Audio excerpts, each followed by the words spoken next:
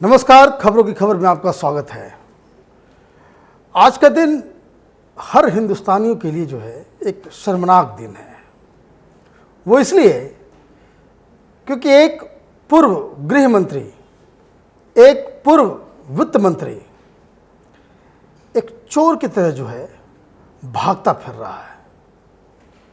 ऐसा लग रहा है कि जैसे एजेंसियां कोई बहुत बड़े गुंडे को, चोर को, भ्रष्टाचारी को खदेड़ती है, तलाशती है और वो भागा भागा छिपता फिरता रहता है। वैसा खेल हो रहा है और ये वाकई शर्मनाक बात है कि जिस व्यक्ति को पुलिस इस तरह से ढूंढ रही है, जिसके दरवाजे पे नोटिस चिपका रही है, दुर्भाग्य से वो व्यक्ति हिंदुस्तान का वित्त मंत्री रहा, गृह मंत्री रहा। जो अधिकारी, जो बड़े बड़े आईपीएस ऑफिसर और आईएएस ऑफिसर जिनके दरवाजे पे सैल्यूट बजाते थे, वो आज उनके घरों पे जो है तलाशी ले रहे हैं। और ये क्यों हुआ? एक तो मसला कोर्ट में है, गिरफ्तार होंगे नहीं होंगे, सुनवाई में क्या होगा, लेकिन चिदम्बरम साहब ने इस देश की इज्जत को जो है बाकायदा नीलाम कर दिया। अब समस्या क्या है कि एक तो इसका लीगल पक्ष है और दूसरा इसका पॉलिटिकल एस्पेक्ट है। अब बहुत सारे लोग कह रहे हैं कि भाई ये चिदम्बरम साहब के पीछे जो है सरकार लग गई है। कुछ लोग ऐसे ही बेशर्मी के साथ ये दलील दे रहे हैं कि चूंकि ये सरकार से सवाल पूछते हैं, अब देखिए कहाँ से कनेक्शन ही निकाल रहे हैं, कि चूंकि सरकार से ये सवाल पूछते हैं इसलिए इनको जो है प्रताड़ित किया जा रहा है। एक लाइन में एक बात समझ लीजिए कि यूपीए सरकार का ये 10 साल हिंदुस्तान के इतिहास का सबसे काला पन्ना है। वो जिस दौरान सरकार, उसके नेताओं, उसके चमचों ने इस देश को जो है इस तरीके से लूटा जिसका कोई मिसाल इतिहास में नहीं है। और ये सारे घोटाले का जो किंग पिन, जो मास्टरमाइंड, वो पी चिदम्बरम साहब थे। चाहे वो कोई भी घोटाला हो, कहीं ना कहीं से वो कनेक्शन जो है वो पी चिदम्बरम से जरूर जुड़ता था। अब सवाल यह है कि ये लोग, इन लोगों ने तो कभी सोचा ही नहीं था कि कांग्रेस पार्टी, सोनिया गांधी, राहुल गांधी, चिदम्बरम साहब को लगता है कि ये तो उनके पॉकेट में है और इसलिए इन लोगों ने जितने भी कुकर्म हो सकते हैं, जिसको मैं कुकर्म इसलिए मैं कह रहा हूं कि जो नियम की अनदेखी करके जो अपने मन से जो है इन्होंने जो सरकार चलाया है, वो बिल्कुल जिसको आप कह सकते हैं कि अब जो हो रहा है वो एक डिवाइन जस्टिस है। ये होना ही था, क्योंकि जिस तरह से ये आज भागे फिर रहे हैं, कई लोगों को, कई कंपनियों को इन लोगों ने चौपट किया। और ये इत्तेफाक ही है कि आप ये देख सकते हैं कि ये मैगजीन जो है इस बार हम लोगों ने जो शाया किया है, जो बाज़ार में मौजूद है, उसमें भी हमने पी चिदम्बरम साहब के ऊपर ही पूरी स्टोरी हमने की है। और इसकी जो लीड स्टोरी का जो हेडिंग है, वो हेडिंग है चिदम्बरम की चंडाल चौकड़ी। और हमने जो फ्रंट पेज पे जो हम लगाए, देखिए अब आपके सामने ये फ्रंट पेज है जिसमें हमने लिखा है भ्रष्टाचार के त्रिदेव। अब आप ये पूछेंगे कि भ्रष्टाचार के त्रिदेव और ये चिदम्बरम की चंडाल चौकड़ी जैसे जो है हेडिंग्स हमने क्यों दिए, इसको समझना ज़रूरी है। वो इसलिए समझना ज़रूरी है क्योंकि चिदम्बरम कोई व्यक्ति नहीं है, ये भ्रष्टाचार का एक इंस्टीट्यूशन है अपने आप में। और ऐसा इंस्टीट्यूशन जैसे कोई माफिया काम करता है, वैसे इन्होंने सरकार को ही माफिया में तब्दील कर दिया था। माफिया का मतलब क्या होता है कि किसी भी सेक्टर में कोई काम करने वाले लोग एक बड़े नेटवर्क की तरह काम करते हैं। नियम, कानून, पुलिस, अधिकारी सबको जेब में रख करके नेटवर्क क्रिएट करते हैं और जो मन आता है वो कर पाते हैं। तो उसको हम कहते हैं कि ये माफिया चल रहा है, माफिया राज है। वहाँ ईमानदार लोगों की कोई जगह नहीं होती है। ईमानदारी से आप कोई काम करेंगे, आपका काम नहीं होगा।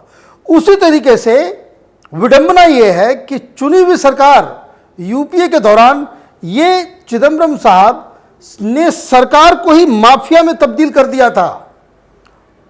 और ये लोग जो है वित्त मंत्रालय में बैठ करके इन्होंने एक पूरा एक गैंग बना लिया था, जिसको हम कह सकते हैं कि चंडाल चौकरी, जिसमें बहुत सारे लोगों का नाम है, जिसमें आप देखिए कि ये इनके ऊपर और कई सारे केसेस हैं। ये तो अभी एक केस में पूछताछ हो रही है जिसमें ये भागदौड़ हो रहा है। ऐसे ऐसे कम से कम 10-12 केस हैं जिसमें ईडी की जांच चल रही है, सीबीआई की जांच चल रही है, इनकम टैक्स का जांच चल रहा है, लोकपाल से जो है आदेश आ रहे हैं। तो कहने का मतलब यह है कि ये कांग्रेस पार्टी और जो कुछ लोग जो उसको राजनीति का रूप दे रहे हैं, वो इतनी बड़ी भूल कर रहे हैं कि जिसका कोई अंदाज़ा नहीं है। ये वैसा ही मुझे याद आता है कि एक बार आपको याद होगा कि एक तोमर नाम का मंत्री हुआ करता था केजरीवाल के मंत्रिमंडल में। उसने कोई फेक सर्टिफिकेट जो है उसने दे दिया था कि वो मुंगेर के किसी भागलपुर विश्वविद्यालय के किसी कॉलेज के जो है उसमें से उसने वकालत किया, और वो बार एसोसिएशन का मेंबर भी था। उसकी सारी कुछ चली गई, लेकिन जब उसको पकड़ा गया था ये छाती पीट रहे थे, सब भगत सिंह बनने चक्कर में थे कि हमें भी गिरफ्तार कर लो। ये आशुतोष जो आजकल पत्रकार फिर से जो बने हैं कि भाई मुझे भी गिरफ्तार कर लो, मैं भगत सिंह हूँ, सरकार के खिलाफ सवाल पूछने पर जो हमें गिरफ्तार कर लिया। संजय सिंह वो अलग। केजरीवाल ने भी कह दिया कि हमने सारे दस्तावेज को हमने चेक किया है, वो बड़ा इनोसेंट है। लेकिन हकीकत जब सामने आई तो क्या हुआ? इन लोगों की पूरी जो है बेइज्जती हो गई, उनकी पूरी साख खत्म हो गई। तो कांग्रेस पार्टी की तो कोई साख है नहीं। कांग्रेस पार्टी तो ये कह रही कि भाई हम लड़ेंगे। कोई ये नहीं कह रहा कि इसने घोटाला नहीं किया, ये निर्दोष है। कोई ना राहुल गांधी ने प्रियंका गांधी वो कह रही कि भाई हम लड़ेंगे। अबे किस बात के लिए लड़ोगे? अगर है इनमें कन्विक्शन इतना अगर अच्छा है, तगड़ा है कन्विक्शन इनका, तो इनको सामने आना चाहिए, कहना चाहिए कि यह आदमी निर्दोष है, इसने कोई गलत काम नहीं किए। क्या कोई कह सकता है? हकीकत यह है कि कांग्रेस पार्टी के लोग ड्राइंग रूम में जब पत्रकारों से मिलते हैं तो बस यही बात कहते हैं कि ये जो पूरा का पूरा कांग्रेस पार्टी जो 10 साल में बिल्कुल खत्म हो गई, 44 सीट पे आकर के लटक गई 2014 में और इस बार 51 सीटों में, उसकी वजह वो भ्रष्टाचार के लगे जो आरोप है कांग्रेस के ऊपर। और वो किस वजह से? ये पी चिदम्बरम की वजह से। और जो लोग इसको डिफेंड करना चाह रहे हैं कि सरकार के खिलाफ आवाज उठाने से जो है वो विक्टिमाइज किया जा रहा है, वेंडेटा है, वो आदमी कोई एफिडेविट दे करके वो कह सकता है कि स्पेन में जो है इन्होंने जो है क्लब्स नहीं लिए हैं, वहां पे इसने जो है हवाले के पैसे से जो है इन्होंने वहां पे कारोबार नहीं किया है, वहां पे घर नहीं खरीदा है। कोई ये कह सकता है कि इंग्लैंड में इसके पास जो है अपना बंगला नहीं है? कहां गए पैसे? कहां से आए पैसे? ये सब तो ये कहना कि भाई कानूनी प्रक्रिया अपना काम कर रही है, तो ये कोई नहीं कह सकता कि चिदम्बरम के पास जो ये पैसे नहीं हैं। सब लोग जानते हैं, लुटियन जोन में तो सारे लोग जानते हैं। और वो पत्रकार, वो एक्सपर्ट्स जो कह रहे हैं कि भाई सरकार के खिलाफ बोलने पे की सजा दी जा रही है, वो भी इस बात को जानते हैं। बेईमानी की बिल्कुल इन लोगों ने तो हद कर दी है। अब सवाल क्या है कि ये जो माफिया सिर्फ इन लोगों ने कुछ आईएएस ऑफिसर, जैसे हम लोगों ने खुलासा किया, मैंने लगातार ओपिनियन पोस्ट पे हम वीडियोस के जरिए आपको जानकारी दे रहे थे, ये रमेश, अभिषेक और कृष्णन और कौन ये पूरा चंडाल चौकरी जो है इनकी सिर्फ वहीं तक लिमिटेड नहीं थी। इन लोगों ने पूरे के पूरे सिस्टम को जो है हैंडीकैप कर दिया था और अपने मनमानी, चाहे वो मसला ईडी में चला जाए, चाहे वो सीबीआई में चला जाए या लोकपाल में चला जाए, वो कोर्ट में चला जाए, लोअर कोर्ट में चला जाए, ये हर जगह इनका जो है वो माफिया जो है वो काम करता था। इन लोगों ने समझ लिया था कि भाई हिंदुस्तान में उनको कोई छू नहीं सकता। अगर इनको ये पता होता कि इनका रैकेट जो है धीरे धीरे ये नस्तो नाबूद हो जाएगा, ये जो उन्होंने जो पूरा का पूरा जो माफिया का जो, अब देखिए ये चिदम्बरम की कैलिबर को कहना पड़ेगा कि वो किस तरह का माफिया है कि उसने मोदी सरकार में भी अपने जो चहेते, जो राइट हैंड लेफ्ट हैंड ये भ्रष्टाचार के गैंग का जो लोग थे, उसको सेक्रेटरी बनवाने में कामयाब रहा।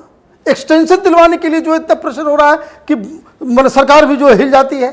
ये इतना बड़ा शातिर और इतना बड़ा जो है इनका ये पूरा का पूरा ये काम। अब सवाल, बहुत सारे सवाल हैं, लेकिन एक सवाल बड़ा इंटरेस्टिंग है कि ऐसी क्या बात है कि चिदम्बरम, इन्होंने Guinness book of world record बना दिया बेल लेने की। 20 से ऊपर बार जो है इनको जो है बेल मिल चुका है। ये पहली बार है जब बेल के ऊपर दिल्ली हाईकोर्ट ने जो है वो रोक लगा दी। दरअसल पी चिदम्बरम एक क्रिमिनल माइंडेड व्यक्ति, और इसलिए उनको ये खामियाजा भुगतना पड़ रहा है।